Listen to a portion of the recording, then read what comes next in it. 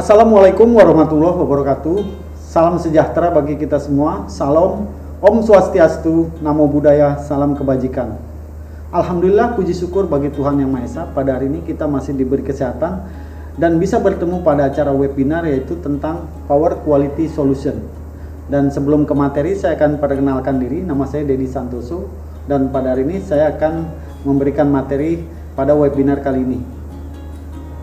Banyak dan bahkan beberapa dari kita saat ini tidak menyadari dan tidak mengetahui kalau power quality atau kualitas power yang kita miliki bermasalah atau kurang baik.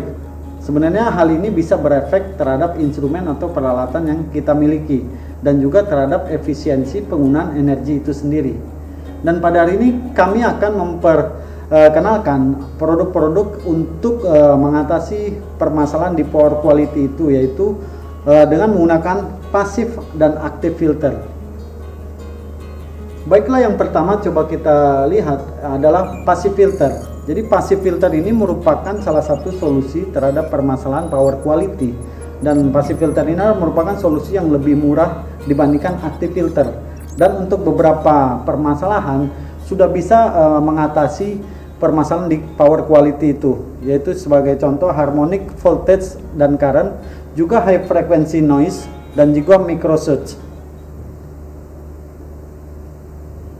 Saat ini pemakaian energi kebanyakan itu adalah di dunia industri dan juga gedung. Hampir 50% pemakaian energi digunakan di industri dan gedung. Dan bagaimana kita akan melihat isu power quality ini, isu power quality di gedung dan industri.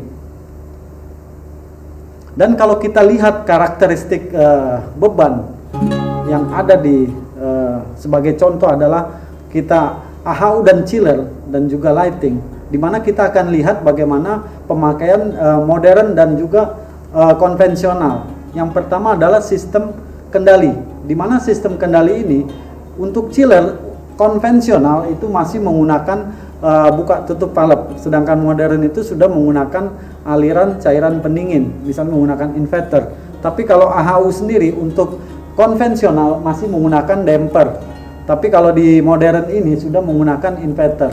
Dan bagaimana tipe kendalinya kalau kita lihat di sini, untuk chiller itu menggunakan elektromekanik untuk konvensionalnya, sedangkan yang modern sudah menggunakan full elektrik. Demikian juga AHU. Untuk konvensional masih menggunakan elektromekanik, tapi yang modern ini sudah menggunakan full elektrik.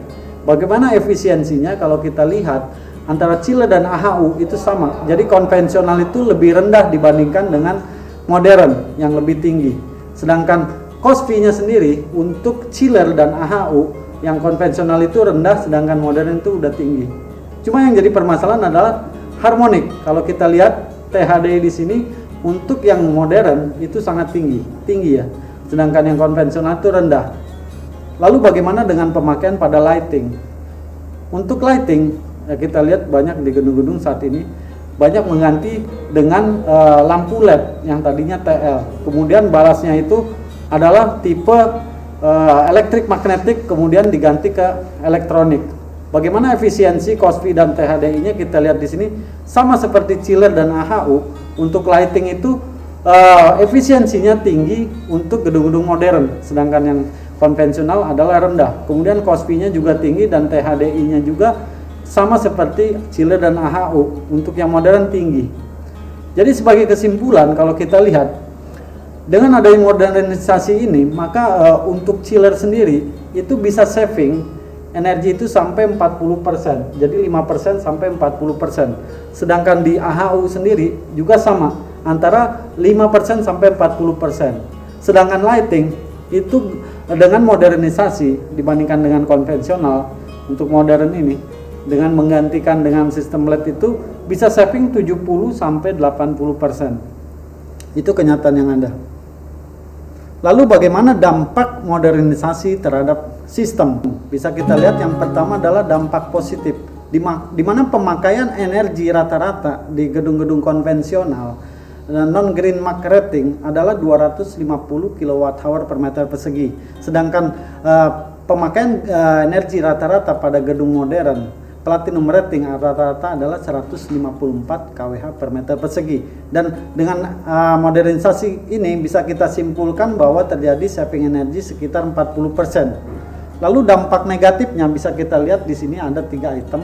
Jadi yang pertama itu adalah underperform kapasitor bank, di mana performa kapasitor bank ini menurun. Jadi pada gedung-gedung retrofit bisa kita temukan kadang kapasitor bank itu meledak, dan untuk gedung-gedung baru kapasitor bank tidak bisa bekerja. Dan efek yang kedua adalah pembebanan harmonik, di mana kita ketahui harmonik itu ada frekuensi tinggi, dan akibat ini menyebabkan efek thermal dan kita bisa rasakan pada konduktor. Kita ketahui bahwa ada yang namanya skin effect. Skin effect itu di mana karena harmonik frekuensinya tinggi, semakin tinggi maka luas penampang untuk distribusi arus semakin kecil, dan ini menyebabkan konduktor atau kabel itu menjadi panas. Dan juga hal ini terjadi pada trafo karena adanya skin effect, dan juga di current itu menyebabkan trafo menjadi panas.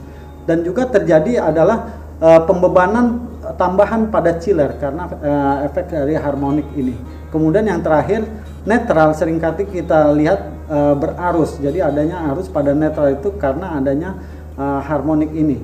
Dan yang ketiga adalah bahwa kita lihat dengan harmonic noise, yaitu harmonik frekuensi tinggi, dimana kalau kita memiliki sensor dengan sensor yang signalnya analog seringkali terganggu, jadi signalnya itu tidak real time, jadi terganggu oleh harmonik sehingga datanya palsu. Juga kita temukan sinyal palsu pada ground fault relay.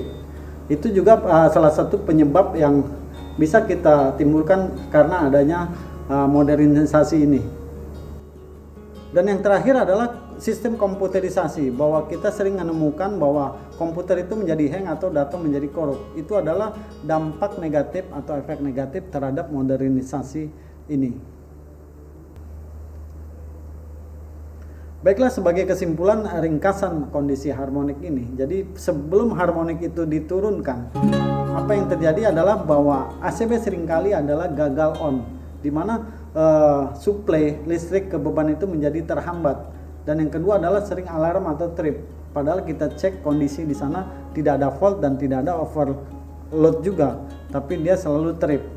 Kemudian yang kedua adalah trafo. Jadi trafo itu panas, mungkin suhunya 70 atau 70 derajat lebih. Tapi setelah kita turunkan harmonik, yang terjadi adalah ACB itu sudah berhasil di-on-kan dan tidak ada masalah, dan juga trip-trip itu sudah tidak ada, dan trafo pun sudah suhunya normal, yaitu sekitar 34 derajat. Baiklah, seperti kita ketahui saat ini PLN sendiri sudah memiliki standar dan peraturan dan sudah diberlakukan di beberapa perusahaan besar, dan kedepannya akan diberlakukan ke semua perusahaan, yaitu tentang bagaimana power quality, regulasi harmoni, harmonisa, flicker, dan ketidakseimbangan tegangan. Jadi ada baiknya kita sudah persiapkan untuk power quality ini karena juga merugikan kita sebagai user dan juga PLN. Oke, sekarang kita coba lihat bagaimana harmonik pada pemakaian inverter. Jadi seperti kita ketahui bersama bahwa blok diagram dari inverter secara simpel adalah seperti ini. Jadi dari jala-jala listrik AC dirubah menjadi DC, kemudian dirubah lagi menjadi AC untuk menjalankan motor. Secara lebih detail kita bisa lihat di sini bahwa dari tegangan 3 pas AC dari PLN oleh rectifier ini berubah menjadi DC. Kemudian di DC ini ada DC bus, kemudian oleh IGBT nanti dirubah melalui sinyal PWM menjadi AC kembali untuk menjalankan motor. Dan bisa kita lihat di sini, jika kita menggerakkan motor direct tanpa inverter, itu sinyalnya seperti ini, tapi dengan inverter seperti ini. Jadi ada perbedaan. Kenapa bisa beda? Kita bisa lihat pada tayangan video berikut, di mana motor ini dijalankan dengan menggunakan inverter, dan kita coba saksikan bagaimana melalui osiloskop sinyalnya itu. Jadi sinyal output dari inverter ini adalah merupakan sinyal AC yang dibentuk oleh IGBT melalui PWM, sehingga bentuknya pun seperti ini. Kalau kita lihat ini, yang kuning ini adalah merupakan tegangan, dan bisa kita lihat bagaimana PWM ini bekerja. Kemudian yang biru ini adalah arus. Jadi arus ini terlihat tidak begitu mulus seperti sinyal pada PLN, arus dan tegangan seperti ini, tapi bentuknya adalah seperti ini. Ini adalah akibat dari inverter itu sendiri yang membuat signal sinusoidalnya adalah melalui IGBT, sinyal PWM tadi. Dan kita bisa lihat diagramnya seperti ini. Dan pada direct online ini, jika kita drive motor direct online tanpa inverter, maka cost fee-nya ini bisa kita lihat di sini adalah 0,7, dan dia memiliki total harmonic distortion arusnya itu sekitar 3%. Sedangkan dengan menggunakan inverter itu cost fee-nya itu hampir mendekati 0,98. Kalau tadi 0,7, ini 0,98. Kemudian total harmonic distortion-nya tinggi, yaitu sekitar 90%. Tapi dengan adanya DC cuk ini, maka dia bisa diredam sampai 48%.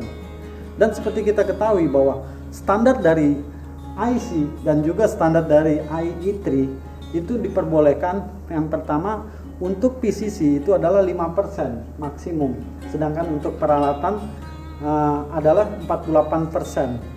Itu adalah standarisasi yang diperbolehkan.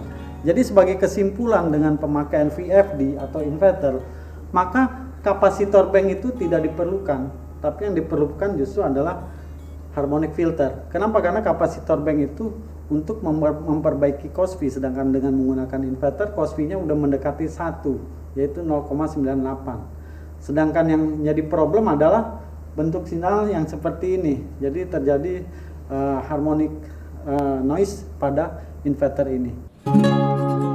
Baiklah, kalau kita dengar yang namanya transformasi Fourier, maka kita ingat Bapak harmonik fundamental James Baptist Fourier, di mana transformasi Fourier itu adalah gelombang yang periodik dalam bentuk apapun itu sebenarnya bisa diurai menjadi sederetan gelombang sinusoidal dengan frekuensi adalah kelipatan bulat dari gelombang dasarnya itu. Jadi kalau kita lihat grafik di sini, kita bisa lihat gambarannya transformasi Fourier itu gimana, dan untuk lebih jelasnya bisa kita lihat pada gambar ini, di mana ini adalah gelombang periodik, adalah merupakan sekumpulan dari gelombang sinusoidal dengan frekuensi kelipatan bulat dari gelombang dasarnya, yaitu yang pertama.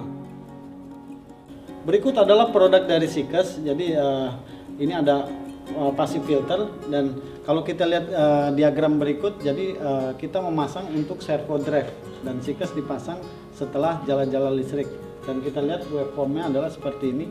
Dan kalau kita lihat tabel berikut, ini adalah tabel perbandingan beberapa kapasitas kilowatt dengan tanpa harmonic filter dan juga dengan harmonic filter dan DC reaktor.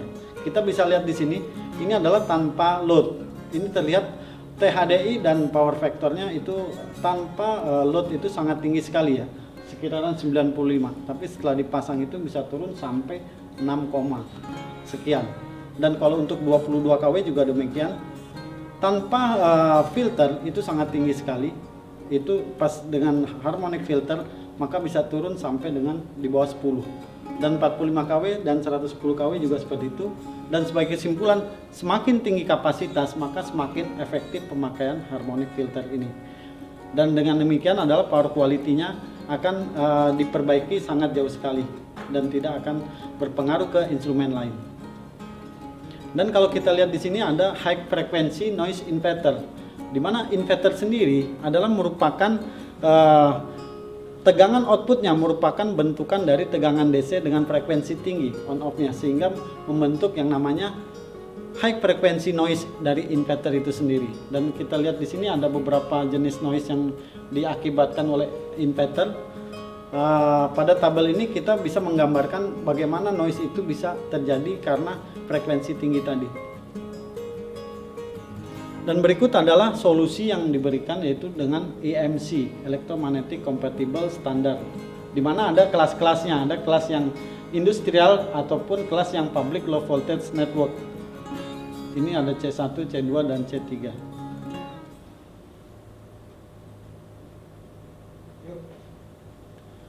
Berikutnya adalah noise output inverter. Jadi inverter outputnya itu memberikan noise EMC, di mana kita ketahui bahwa output dari inverter ini tegangannya itu adalah merupakan bentukan dari PWM output yang berfrekuensi tinggi. Dan akibat switching frekuensi yang tinggi ini akan menyebabkan yang namanya EMC noise seperti gambar pada di samping ini. Lalu bagaimana cara menangani dan apa akibat dari EMC noise ini? Jadi akibat dari EMC noise ini ada dua, yaitu dia bisa menjadikannya malfunction pada peralatan lain. Dan EMC filter ini, EMC noise ini pun bisa berpengaruh kepada menurunnya kestabilan sistem kontrol. Dan cara menanganinya juga ada 4, yaitu yang pertama kita harus pisahkan antara kabel kontrol dan kabel power. Dan yang kedua kita bisa tambahkan shield pada kabel. Yang ketiga yaitu cara menanganinya bisa juga dengan menurunkan frekuensi carrier dari inverter ini sendiri. Jadi di inverter ini ada frekuensi pembawa atau frekuensi carrier yang bisa kita setting. Itu kita set jangan terlalu tinggi.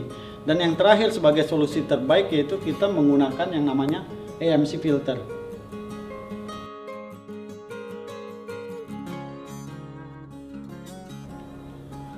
Nah, berikut adalah noise output inverter yang kita sebut dengan microsurge. Jadi microsurge ini terjadi karena adanya spike-spike pada gelombang seperti gambar grafik ini.